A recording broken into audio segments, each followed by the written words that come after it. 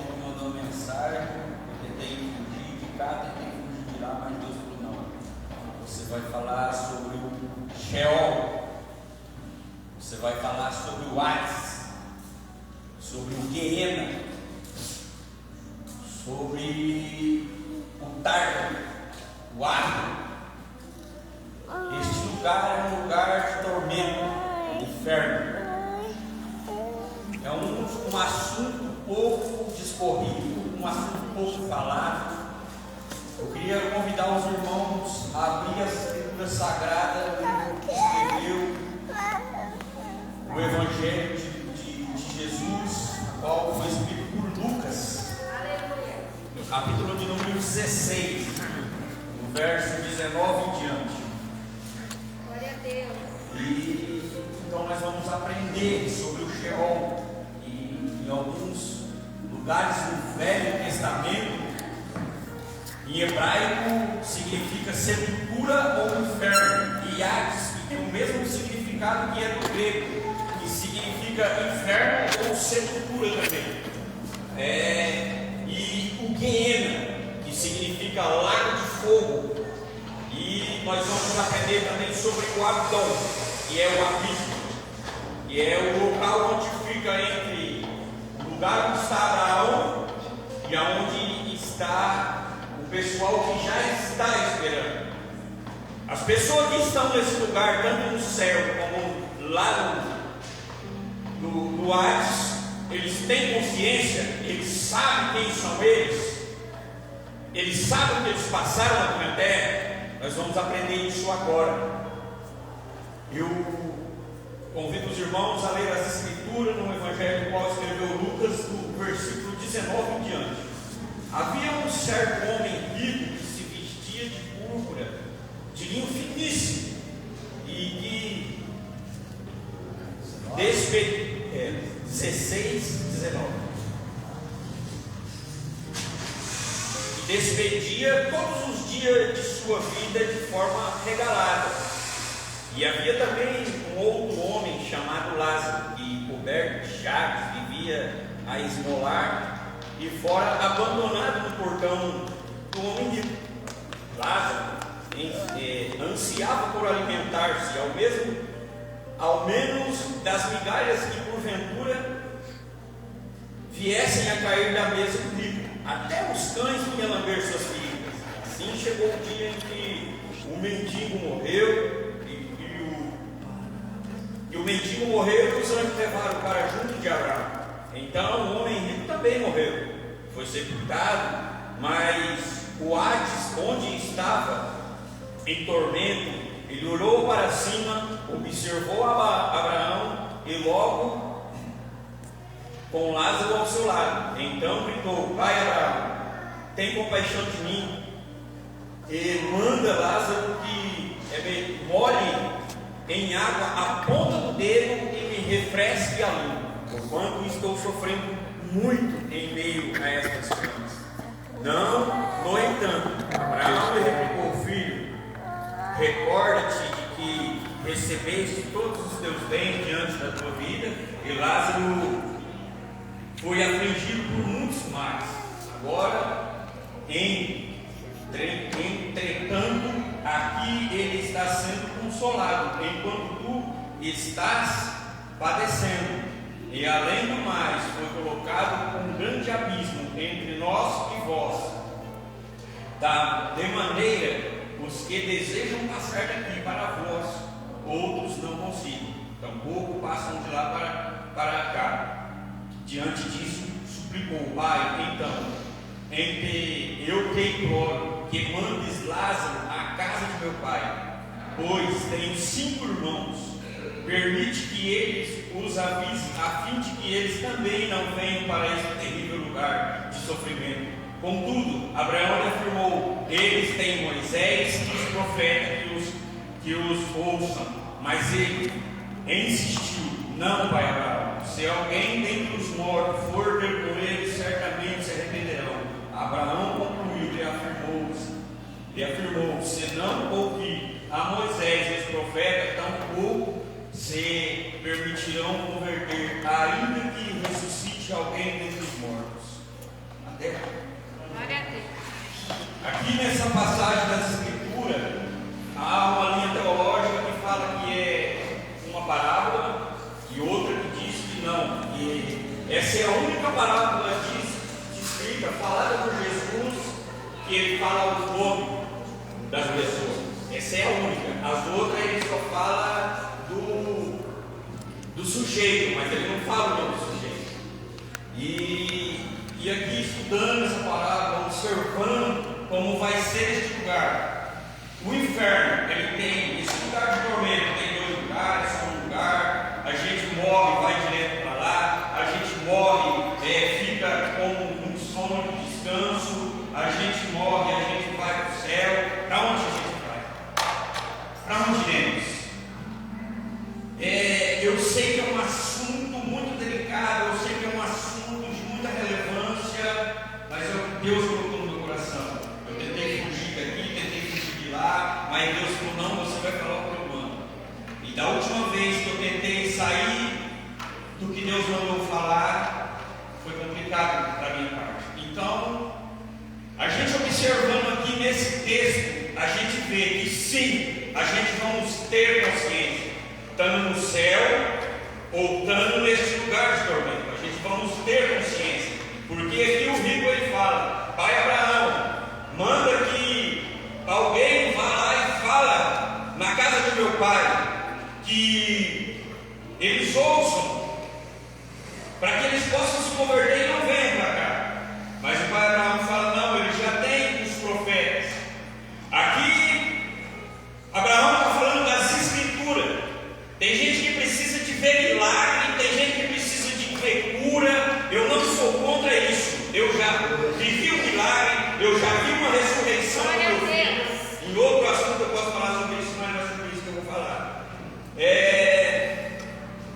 E aqui o pai Abraão fala: não, eles já têm os profetas, eles já têm Moisés. Abraão está falando das Escrituras. A gente tem que aprender com as Escrituras. E tem gente que, mesmo que vendo milagre, mesmo que vendo ressurreição de morto, assim, eles não vão se converter a Jesus, eles não vão se entregar a Jesus, eles não vão viver no caminho velho e vão para esse lugar de tormento, porque o inferno ele é real, o inferno ele é verdadeiro. Eu estava conversando com o André hoje de manhã, aí ele estuda direito, ele perguntou para mim: Fabrício, o que é o juízo para você? O que é a lei para você? Eu falei: eu vou falar da lei de Deus, porque eu quero da lei de Deus. O juízo de Deus é ele cumprir com as Escrituras tudo aquilo que ele já decretou. Então, Deus ele não seria um Deus verdadeiro se ele não tivesse esse juízo. Ele não seria um Deus santo se ele não tivesse esse juízo. A gente parar para analisar na lei do homem, eu estou fazendo uma breve introdução. Se a gente parar para analisar na lei do homem, o homem ele tem o direito, às vezes, de esperar o seu julgamento em liberdade e às vezes em prisão. E aqui na palavra do Senhor a gente aprende que a gente tem sim um lugar de esperar. A gente tem que somos a igreja de Cristo, para a qual eu estou pregando aqui agora. A gente tem aonde está o pai Abraão para a gente esperar. É lá que a igreja de Jesus Cristo vai esperar, consciente de tudo aquilo que fez aqui, consciente de tudo aquilo que passou aqui, de todo o sofrimento que passou aqui, consciente, sabendo o que fez. Eu não tenho base nas Escrituras de quando eu morrer, eu vou ficar no sono, esperando o dia do juízo. Isso não tem base nas Escrituras. Então, ou eu sigo os caminhos do Senhor e vou direto para o seio de Abraão esperar o juízo, ou eu ando conforme o caminho largo e vou para o Hades, e vou para o Sheol. Às vezes no Velho Testamento é usado mais o Sheol, que se a gente parar para analisar, Jacó falou do Sheol, ele falou que ele ia para o Sheol, que ele ia morrer, ele ia descer a sepultura. Mas se a gente parar para analisar, o Sheol também é usado como uma linguagem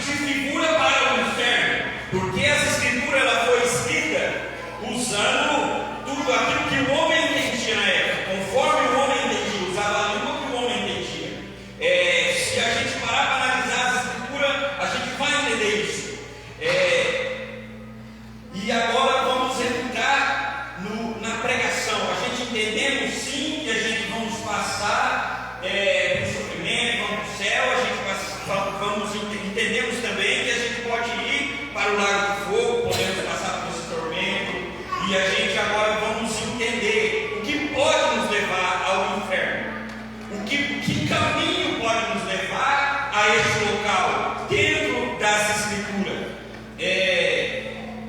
Um dos dias atuais, um assunto pertinente que pode nos levar é o dinheiro, o apego pelo bem material. Jesus aqui nesse texto, ele estava pregando aos fariseus. Os fariseus, eles eram muito levados a bem material, os fariseus, eles eram levados muito às riquezas. É nesse texto que em Lucas 16 que Jesus fala: como pode você servir a meus deuses, se você pode agradar um e desagradar o outro? Como você pode servir a dois senhores? Você não pode servir a Deus e a Mamon, você não pode servir a Deus e ao dinheiro. Hoje nós vemos muitas pessoas correndo atrás de... Não sou contra isso, gente, nada contra isso, mas eu quero vacinar vocês primeiro. A gente temos que entender que o reino de Deus está em primeiro lugar. As coisas do Senhor estão em primeiro lugar. E tem gente que está deixando as coisas de Deus e seguindo em direção de si próprio. O amor ao dinheiro, a avareza. Em Lucas capítulo de número 16, no verso 13, é onde Jesus... Aleluia, Deus. É onde Jesus vem falar que não podemos servir a dois senhores. Hoje a gente vivemos uma vida correndo atrás de ganhar um pouco mais, correndo atrás de trocar de carro, às vezes vivemos uma vida correndo atrás de um novo emprego. Eu já acabei de dizer que não sou nada contra isso, mas devemos encaixar o local disso. Onde está o nosso coração? Paulo nos ensina que amor ao dinheiro é a origem para todos os males. Paulo não falou assim: se você for pegar ao dinheiro, talvez, ou por uma circunstância, vai ter algum mal.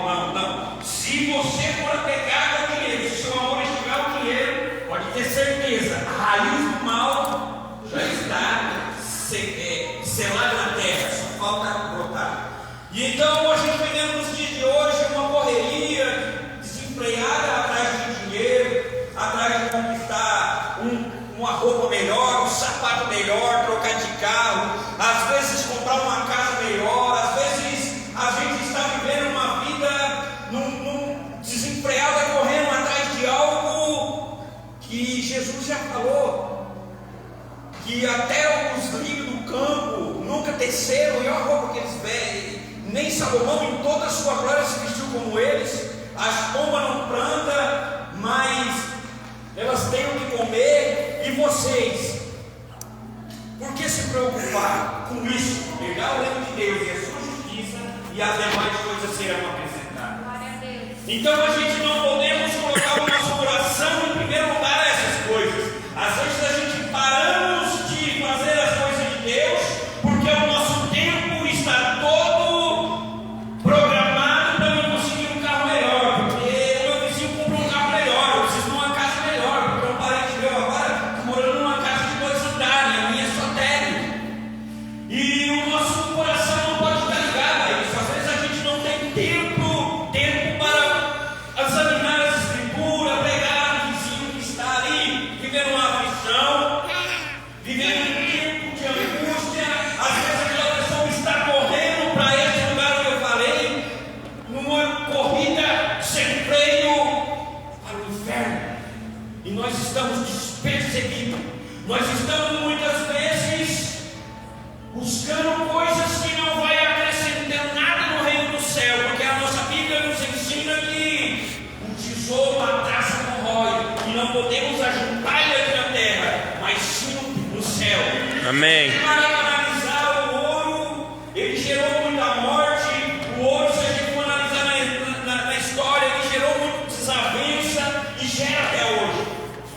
O ouro, ele lá do lado do Acre, do Nordeste, lá para cima, ele tem local que ele está acabando com os rios, e as pessoas não param, estão acabando com a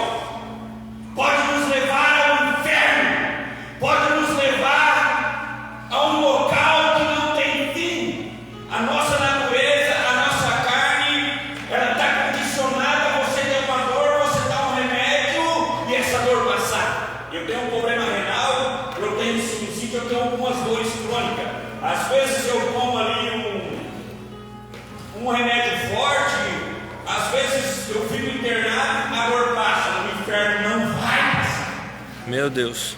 Lá não vai ter fim a dor. O Senhor Jesus nos ensina que lá no inferno a dor não vai passar. É por eternidade. O tempo aqui é passageiro. O tempo aqui é curto. O homem não passa de 120 anos. Está decretado na Escritura. Pode ser que passe um pouquinho, mas não passa. E lá vai ser eternidade.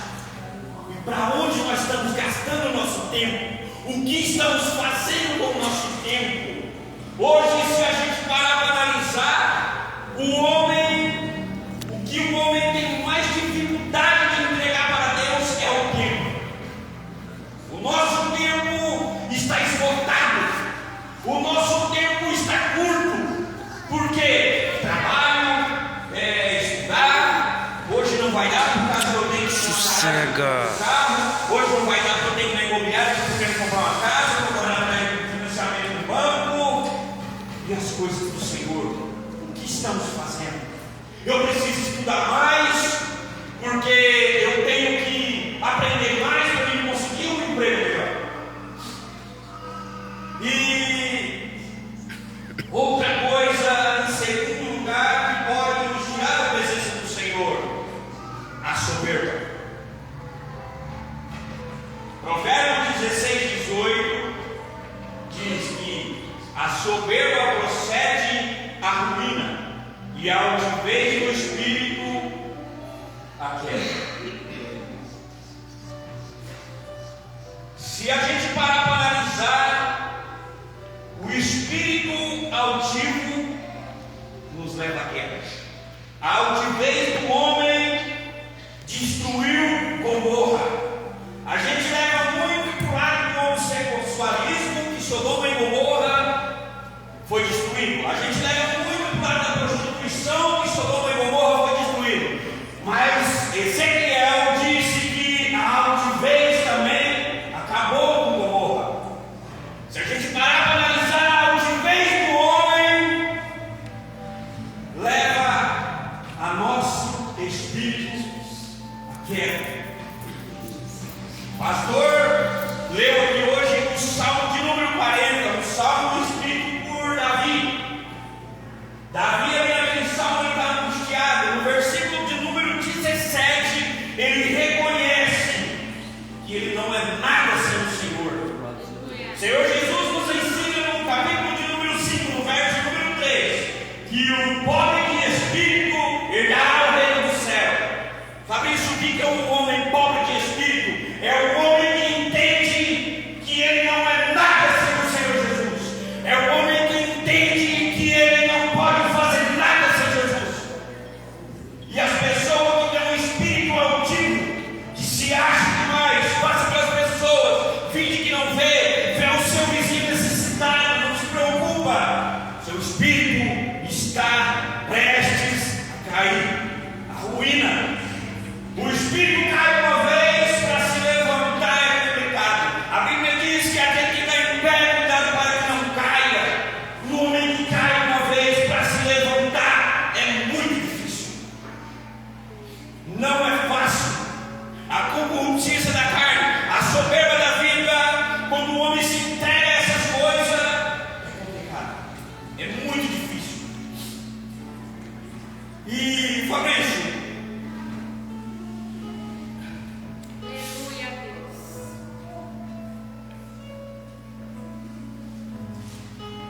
e daí? Para mim, que sou crente, que tenho a minha vida entregue a Jesus, para mim que tenho a minha vida no altar, o que eu tenho que fazer? Jesus nos ensina em Mateus, capítulo de número 16, verso de número 20. Porquanto quem quiser salvar a sua vida, perderá, mas quem perder a sua vida por minha causa, encontrará vida. Amém. Se a gente parar para analisar, a gente tem que morrer para nós mesmos. A gente tem que morrer para nós mesmos. A gente tem que se entregar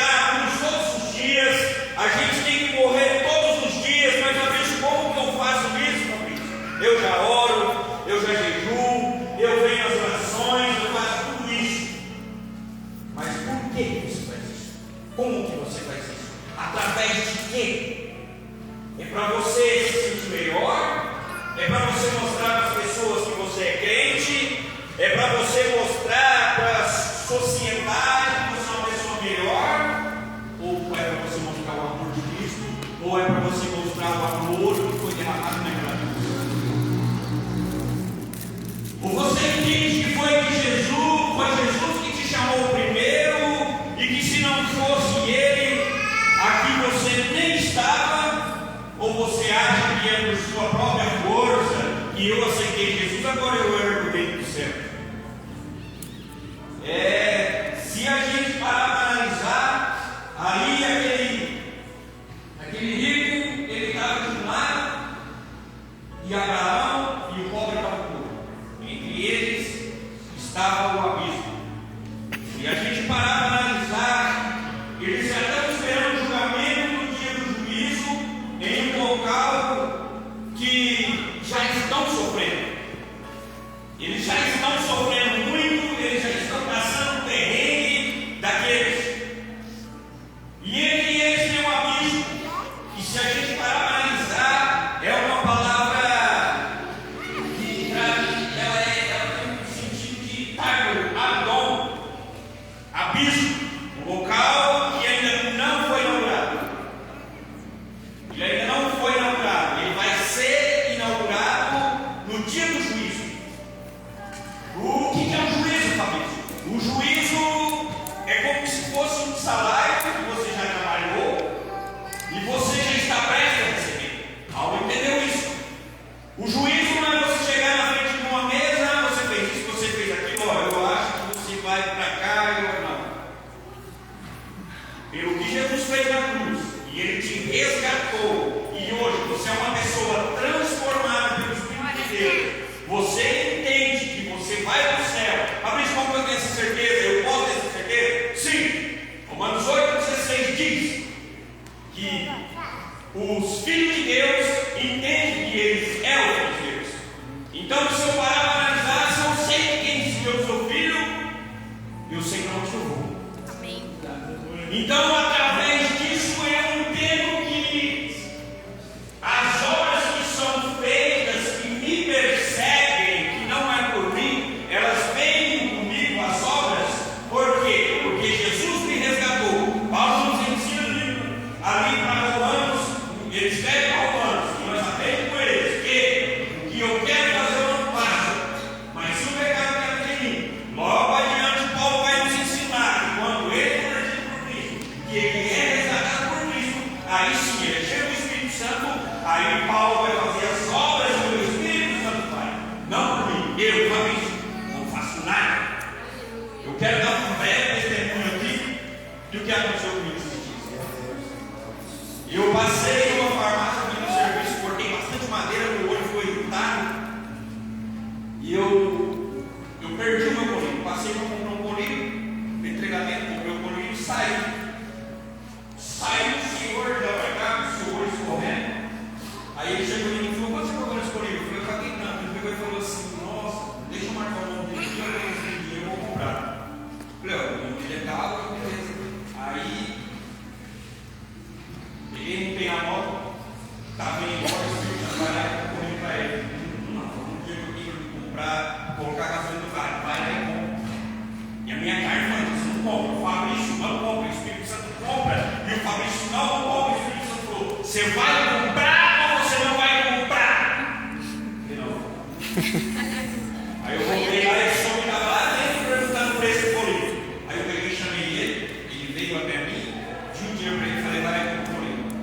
Ele traz troco, ele só compra colírio. Você traz. O Fabrício não queria dar nem centavo mais para ele. Aí ele veio: cara, muito obrigado, você não está no coração bom. Eu falei: não. Quem mandou fazer isso aqui foi Deus. E eu não queria trazer para você, não.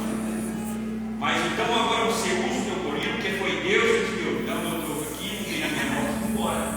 Ô Fabrício, não tenho coração bom para fazer isso, mas o Espírito que habita em mim, o que me convence do pecado, você vai comprar o colírio.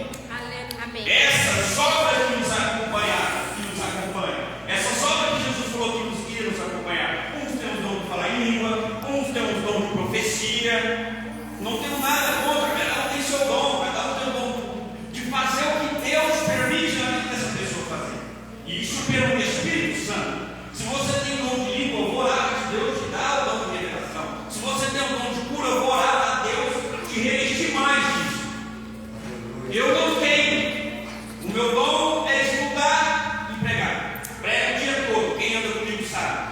Você chegou na minha casa, nós vai conversar um pouco, nós vai estar com uma Bíblia na mão. Se eu estou no serviço, lá tem uma Bíblia em cima do monte de tijolo aqui, ali mais para frente tem uma Bíblia ali, porque eu sou apaixonado. Aleluia. Eu tenho meu cantinho em casa, lá no serviço, na hora do almoço, o Ângelo já trabalhou comigo, ele sabe disso. Come rapidinho, Ângelo, vamos fazer um negocinho. O André comeu, vamos comer um negocinho, vamos estudar algo aqui. Porque o Espírito de Deus me leva a fazer isso. Fecha aspas. E Paulo, ele entendeu isso. Paulo, ele se entregou a Jesus. Paulo, quando ele reconhece que é somente quando ele entregasse a vida dele para Jesus, que ele ia ter a verdadeira vida, ele escreve em Romanos capítulo 8, 36: por amor a ti somos entregues todos os dias. Todos os dias, Paulo é entregue. Paulo escreve a Gálatas 2:20: vivo não mais eu, mas Cristo vive em mim. Aleluia. Paulo escreve 2 Timóteo: se morrermos com ele viveremos.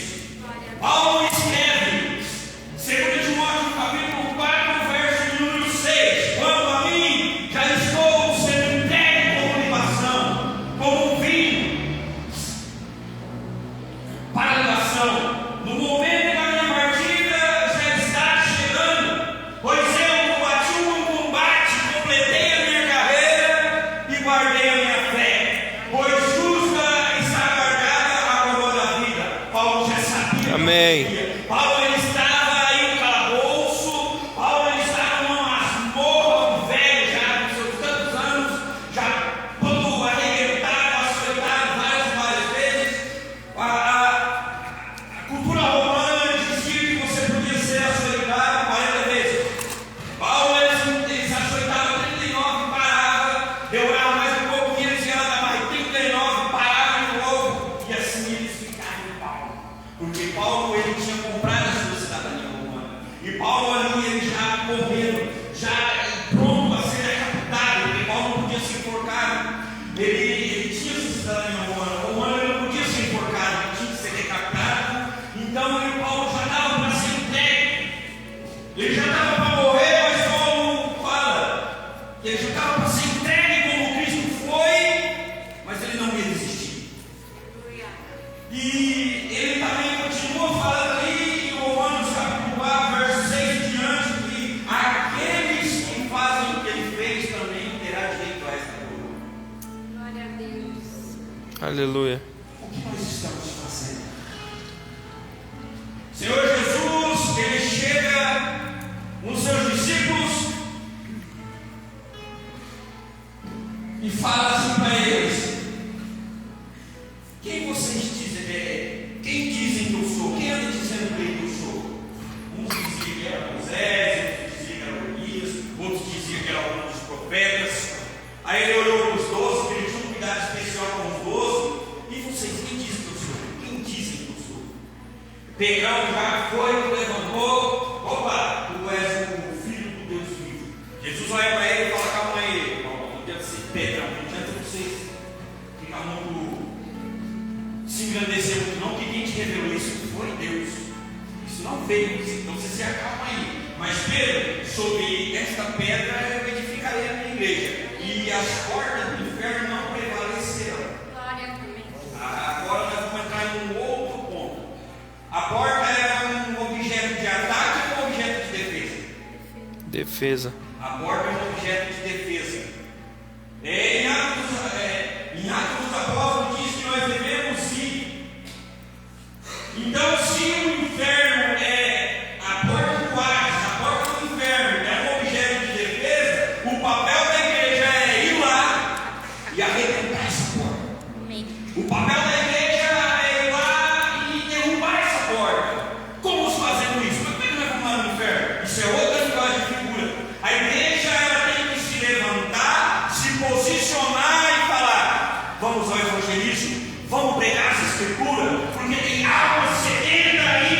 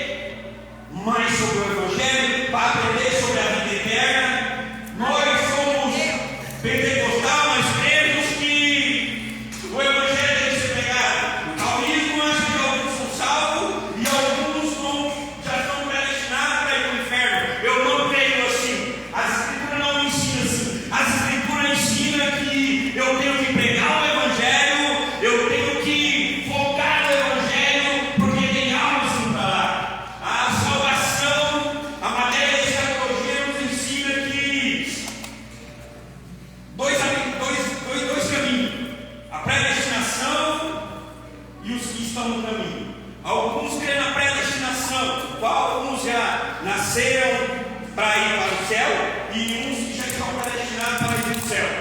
Esse assunto é muito pertinente, é pouco importante ver, mas a igreja tem que aprender sobre isso. Eu não creio que alguns foram predestinados para ir para cá e outros foram predestinados para ir para lá. Eu creio que nós temos que ser salvos por Jesus, encontrar com Jesus como Paulo foi encontrar no caminho de Damasco e aprender qual é o caminho da salvação. Aleluia. Eu creio dessa forma. Estudei bastante sobre isso. Eu creio que a igreja tem que pregar o Evangelho para aquelas pessoas que estão andando em direção ao Hades, ao inferno, para que elas sejam resgatadas por Jesus. Glória a Deus. Eu creio que a igreja tem que pregar o Evangelho. O calvinismo também ensina que tem que pregar o Evangelho. Mas se a pessoa já está destinada para o céu, para que pregar o Evangelho se de uma forma de onde ela vai? Eles dizem que é porque eles precisam ter o olho aberto. Se o olho deles é de uma aberto, por que pregar o Evangelho? Eu creio que todos nós estamos com o olho fechado e Jesus vem no nosso olho para que nós podemos ir para o céu. Glória a Deus. Eu creio que Jesus ele tem que nos resgatar para nós herdar o reino eterno. Eu creio que ainda eu não cheguei lá. Eu creio que no final da carreira, quando eu combater esse bom combate, a qual disse Paulo, eu vou dizer, na hora oportuna, eu combati um bom combate. Eu mesmo dizer isso. Terminei a minha carreira e guardei a minha fé. Pois o injusto está guardado quando? Aleluia, Deus. E a gente analisando, refletindo, quando devemos pregar esse Evangelho e aonde devemos pregar esse Evangelho. As Escrituras nos ensinam que devemos pregar a tempo e fora de tempo. Não tem hora, não tem lugar, não tem momento. Se é na faculdade, eu vou pregar na faculdade. Se é no meu trabalho, de uma certa forma, sem atrapalhar o meu trabalho, vou pregar o Evangelho. Se é na rua, vou pregar o Evangelho. Se é dentro da minha casa, vou pregar o Evangelho. Aonde eu estiver, a tempo e fora de tempo. E aonde eu vou pregar esse Evangelho? Atos dos Apóstolos, capítulo de número 1, verso 8. Glória a Deus.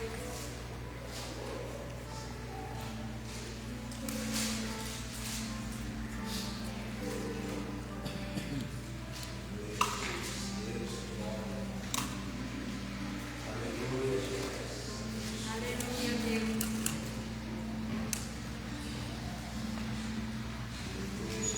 Glória a Deus.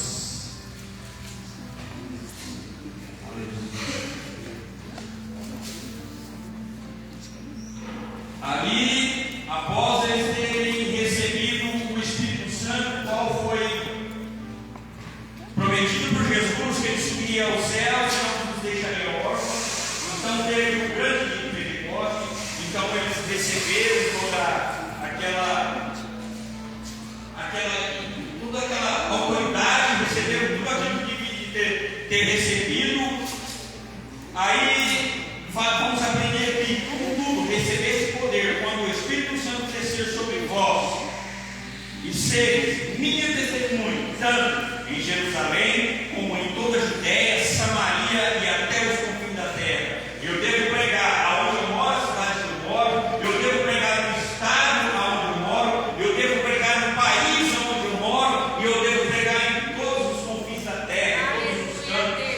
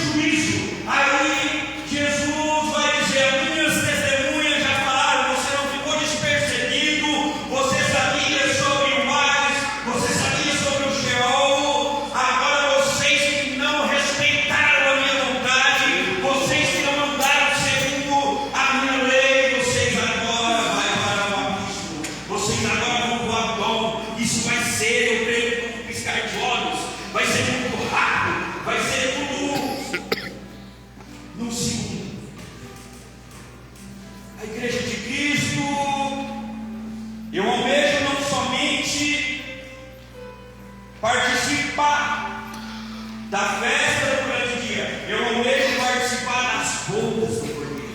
Amém. Eu almejo participar da festa do noivo. A igreja de Jesus está sendo preparada para encontrar com o seu noivo. A igreja de Jesus está sendo preparada para se encontrar com aquele que era, que é e que vai vir. Aleluia. Aquele que entregou a sua vida na morte mais maldita, uma morte de cruz, o seu sangue foi derramado. Ali ele foi açoitado, Jesus foi esmagado, moído como uma uva, com uma azeitona numa prensa de azeite. Aí então, eu analiso a escritura, vai falar que Jesus já tinha sido açoitado, Jesus já tinha morrido. Chega um soldado e fura-lhe a sua costela. E dali sai água. Quando estoura a bolsa da mulher que está grávida, o que sai? Água.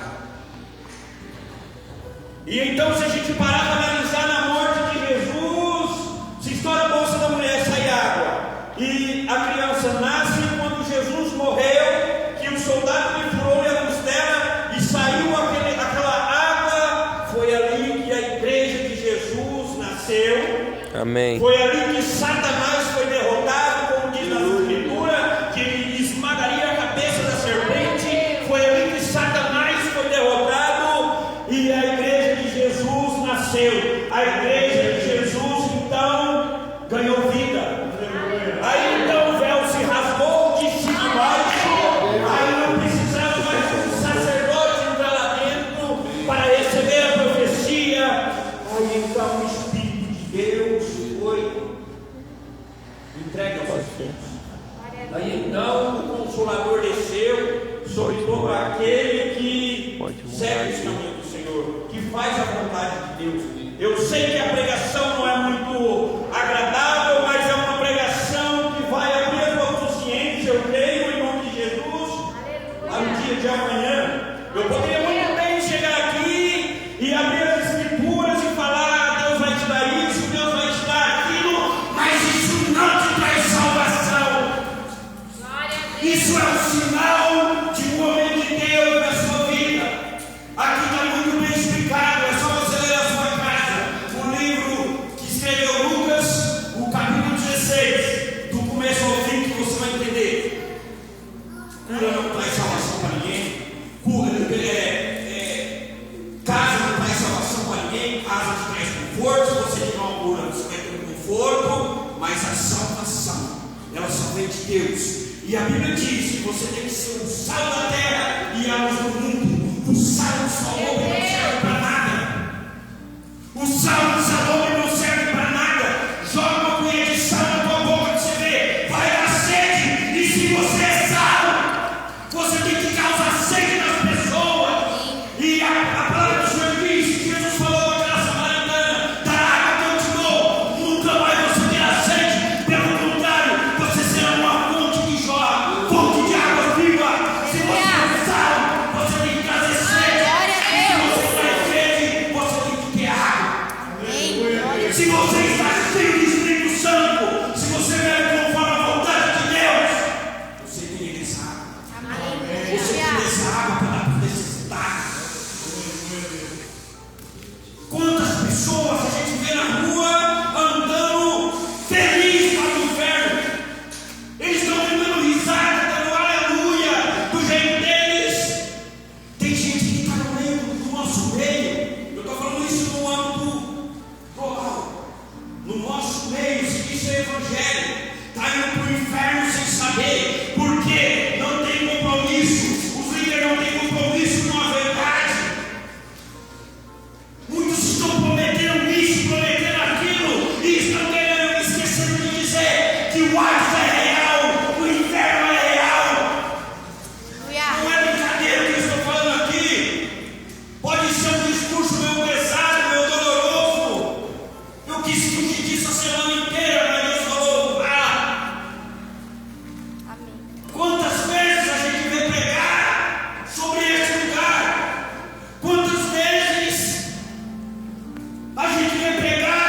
que se você não pegar o Evangelho, a pessoa não se convertida pelo Espírito de Deus, ela vai para o inferno. É muito difícil ouvir isso. É muito fácil eu pegar a escritura que eu sou eloquente, gente, eu converso bem. Eu converso com gente que quer dar mais alto para o social, para mais baixo. Se eu quiser pegar essa escritura aqui, ó, você vai ter isso, vai consigo fácil. Mas não foi isso que Jesus mandou fazer. Ele me tirou das garras de Satanás. Não foi para ficar com brincadeira. Quem enche de açougueiro, quem fica com brincadeira é criança. Nós estamos prontos para comer um alimento sólido, como disse Paulo. Acabou o tempo da papinha. Os anjos já estão acima. Jesus já está pronto para voltar. E a igreja está despercebida. Eu falo isso sem medo de errar. Aleluia. Nós deveríamos ser como a igreja de Corinto, que está esperando Jesus o tempo todo. Toda hora. Jesus está para voltar. Se ele não voltar nas nuvens, eu posso morrer amanhã. E para onde eu vou? Eu vou para o Hades, ou eu vou para o Sucesso de Abraão, ou eu vou conquistar Abraão. Qual que é o meu anseio maior? Comprar um carro, comprar uma casa, ou é do céu? Qual que é o meu anseio maior? Viver uma vida com Cristo, viver uma vida ou viver uma vida de mentira? Uma vida que muitos aí, de uns 300 anos para cá, distorceram o Evangelho, fizeram uma balela, veio trazendo, chegou no Brasil. Gente, cai em nós, se a gente parar para analisar o Evangelho, estão brincando com o Evangelho, estão fazendo do Evangelho uma moeda de troca, estão fazendo do Evangelho algo palpável. O Evangelho não é tão palpável assim, o Evangelho é espiritual. O Evangelho é algo que a gente tem que esperar lá de cima. A gente tem que esperar o Evangelho lá de cima. Eu tenho que dizer que cara, não sou nada contra você ter um conforto, uma casa boa, mas a gente vai analisar os apóstolos de Jesus, tudo martirizado, arrancados os pedaços, mortos com a cabeça, uns crucificados. Estevão, quando foi morrer, foi apedrejado. Ele olhou para o céu e viu o céu aberto. Estevão sabia para onde estava indo. É só ler lá em Atos dos Apóstolos, se não me engano, é capítulo 6, verso 8. Ele olha para o céu e fala: perdoa ele, Senhor, eles não sabem o que está fazendo. Aquele homem tinha um coração, aquele menino, o jovem, tinha um coração convertido. Ele sabia para onde ele estava indo. Será que nós temos a certeza para onde nós vamos? Será que nós temos a certeza para onde nós estamos indo? Ou nós estamos em brincadeira? Uma coisa não justifica a outra. Não adianta eu só ler a palavra e não estudar e não orar. Não adianta eu só orar. Eu tenho que, é como se fosse as asas do avião. Uma é da graça e a outra do conhecimento. Vamos estudar, vamos aprender a escritura, vamos orar mais, vamos ter mais intimidade com Deus. Eu lembro na sua última pregação, ele disse a respeito de um homem que ele tinha uma vida de oração. Eles foram orar, ele ia pegar 3 horas da tarde, começaram a orar 8 horas da manhã. Foi 3 horas da tarde, a menina foi lá. Vamos pegar, ele falou: mas meu Deus, tem meia hora que está chorando. E já vieram tormentar nós. Já era 3 horas da tarde. E não viu o tempo passar. Se a gente parar para analisar quanto é o nosso tempo com Deus, se a gente parar para analisar qual é a nossa hora que nós vivemos com Deus, será que eu tenho um devocional com Deus diário? Será que eu tenho uma vida no altar? Ou será que eu sou um crente superficial? Será que nós somos uma igreja de Atos Apóstolos? Ou será que nós somos a igreja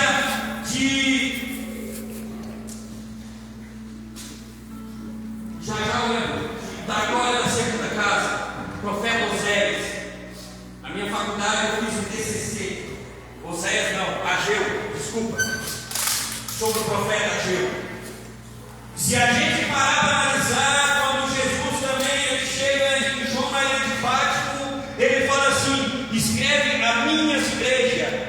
estava tendo culto, estava tendo louvor, estava tendo adoração. Ele mandou falar para a igreja dele. Foi para a igreja que ele mandou falar, mas a igreja estava fria. Se você for analisar em Apocalipse, capítulo número 2, o que eu tenho contra vocês? O amor de vocês se esfriaram. Eles estavam aqui dentro da igreja. Muitos ali andou com Pedro, muitos ali andou com Paulo, muitos ali congregaram junto com Maria, mãe de Jesus. É a igreja de Atos. Se a gente parar para analisar como que está o meu amor diante do trono, como que está a minha vida diante do altar, será que eu tenho uma vida de crente no altar, ou será que eu tenho uma vida de crente superficial?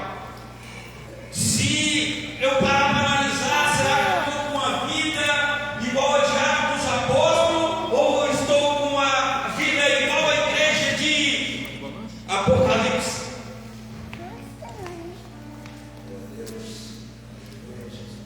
É um discurso duro, é um discurso meio pesado, mas gera salvação na tua alma.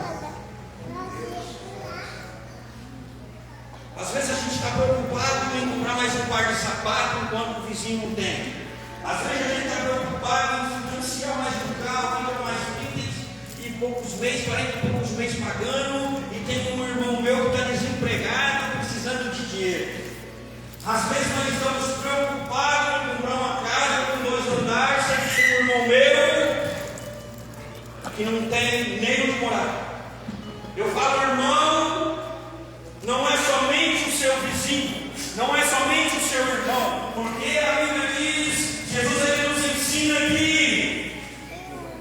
que adianta eu amar o meu próximo e odiar a quem eu odeio. Que adianta eu amar quem me ama e odiar quem eu odeio. Não façamos como eles, diz Jesus, mas devemos amar também quem nos odeia. A Bíblia diz que se o teu inimigo pedir para você uma leve, você tem que andar duas. Nós temos que aprender a amar. Jesus está nos ensinando a amar. Jesus quer que a igreja reaviva.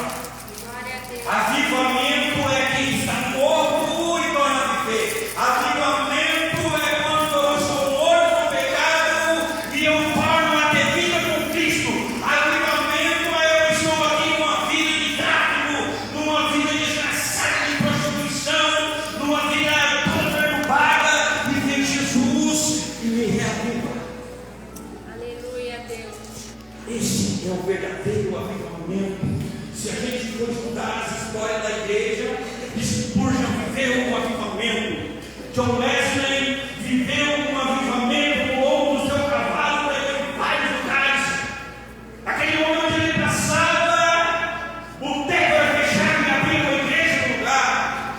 É um homem normal igual eu e você. É um homem normal igual eu e você. É um homem simples que montado no lombo de um cavalo saía pregando.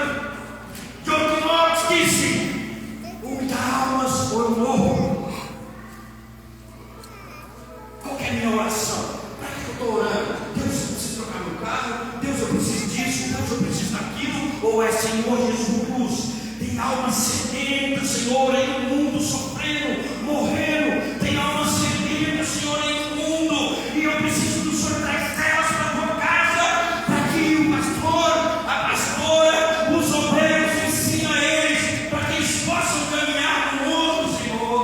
Aleluia, Deus. Eu acredito que a igreja é como um ônibus que está passando e quem não entra dentro vai ficar para trás. Eu acredito que a igreja é como um bonde que está para decolar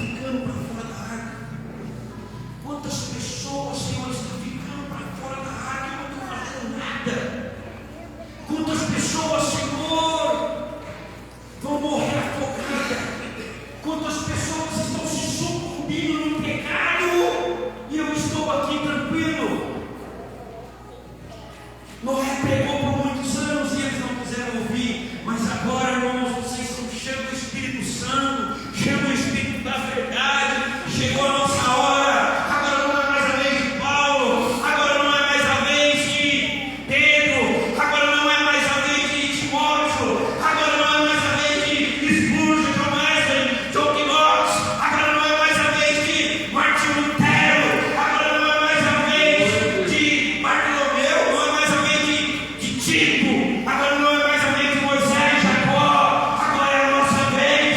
Agora não podemos ficar vivendo a geração dos outros, temos que fazer a nossa. O que vai ser a geração que nós vir se nós não fizermos nada? O que vai ser da geração de amanhã com essas ideias que estão tendo aí nas escolas, com esses pensamentos deturpados? Quem vai pegar o Evangelho? Quem vai falar do amor de Cristo?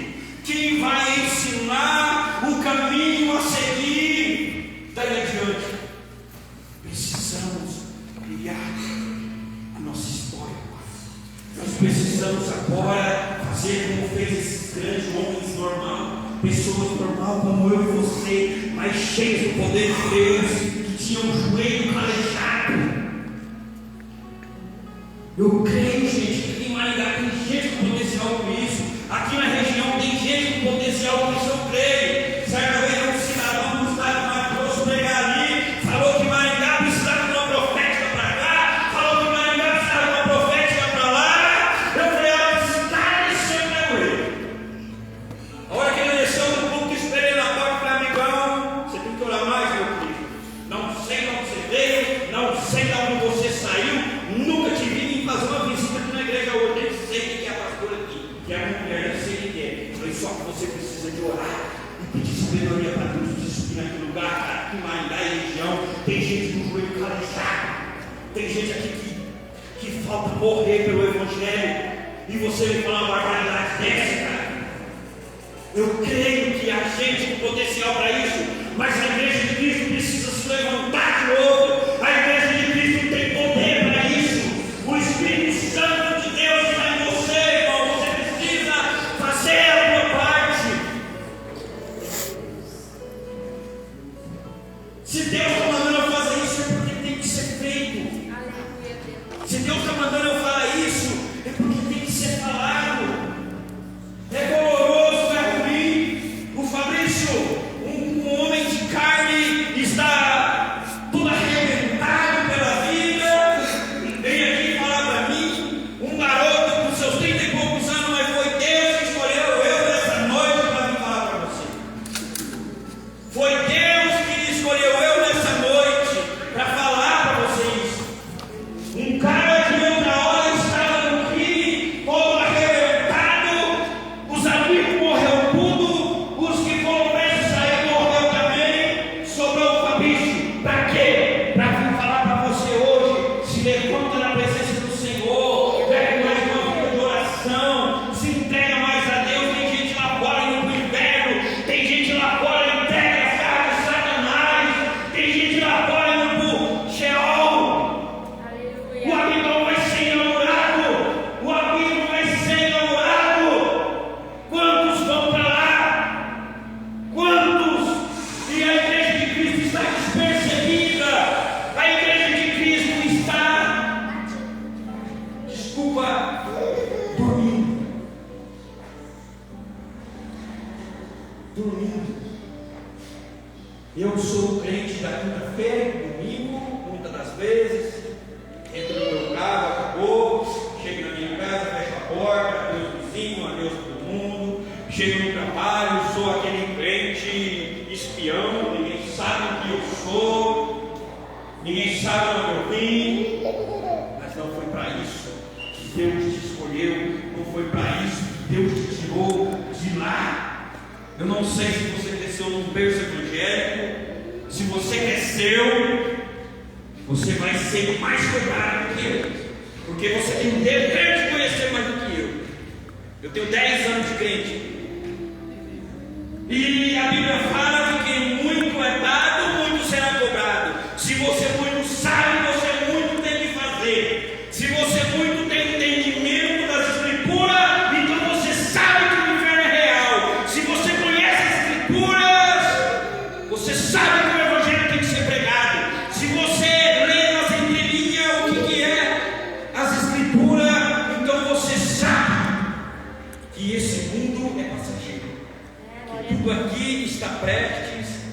terminar, e que Jesus vai voltar, e a igreja vai ser acolhida, e aqueles que não tiverem abaixo da vontade do nosso Senhor Jesus Cristo, vai sim para um lago de fogo e de enxofre, que não tem mais jeito, e acabou. Hoje Jesus de Nazaré é o seu advogado.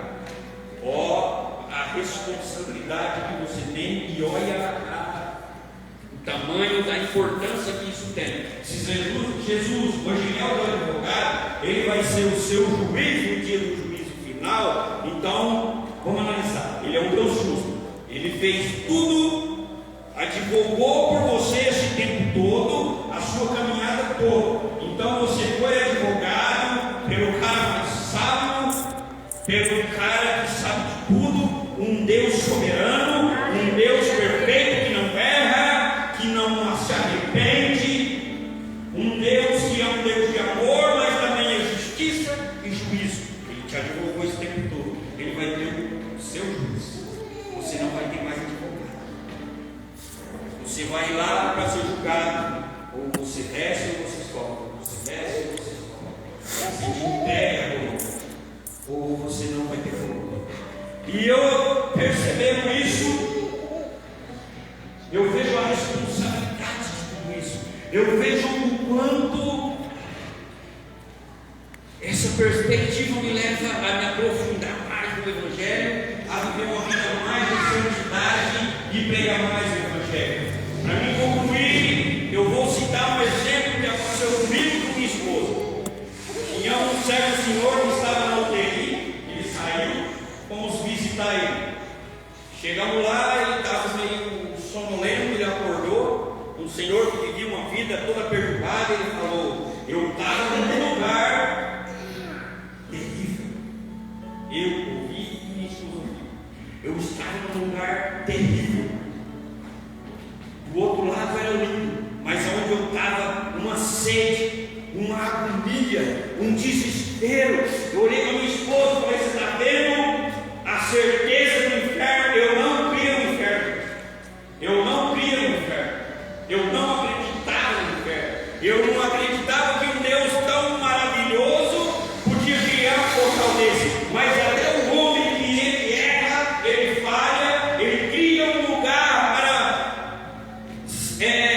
punir as pessoas erradas. Imagina um Deus que é justiça, juízo, e é o dono do amor, dono de tudo. Nós precisamos viver mais perto de Jesus. O pastor falou aqui sobre os talentos. A Bíblia enfatiza ali que quem tem o seu talento não pode enterrar. Seu talento ele não pode ser enterrado.